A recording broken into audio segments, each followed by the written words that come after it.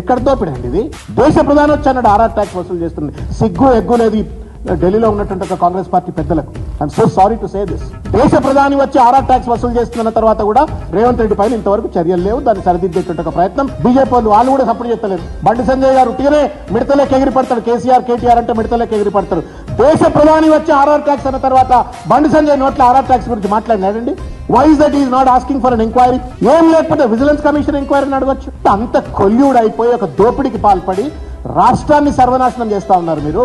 నిర్మాణ రంగం ఉట్టి కన్స్ట్రక్షన్ ఇండస్ట్రీ కాదు అది. దాని చుట్టూ వందల ఎలాయిడ్ సెక్టర్స్ అన్ని పనిచేస్తాయి. ప్రజల జీవితాలతో ముడిపడ్డటువంటిది, పొట్టతో ముడిపడ్డటువంటిది. దాన్ని వాళ్ళ రేవంత్ రెడ్డి గారు సర్వనాశనం చేస్తా ఉన్నారు. నేను చెప్తా ఉన్నా 2-3 విషయాలు. ఒకటి, జిహెచ్ఎంసీ హెచ్ఎండిఏలో పర్మిషన్స్ ను సరళతరం కాకుండా అడ్డంకులు సృష్టించడం. రెండవది, ఇచ్చలవిడి అవినీతి. పర్మిషన్ కు పోతే ఆర్ఆర్ ట్యాక్స్ నేను మీకు చెప్పిన. హైడ్రా మూడవది, ఏ బిల్డింగ్ పర్మిషన్ తీసుకుంటే ఎవడొచ్చి నోటీస్ ఇచ్చి ఎవడు కూలగొడతాడో తెలియకుండా హైడ్రా పేరు మీద కూల్చివేతలు. దానికి తోడుగా హైదరాబాద్ బ్రాండ్ ఇమేజ్ సర్వనాశనం చేస్తా ఉన్నారు రేవంత్ రెడ్డి గారు.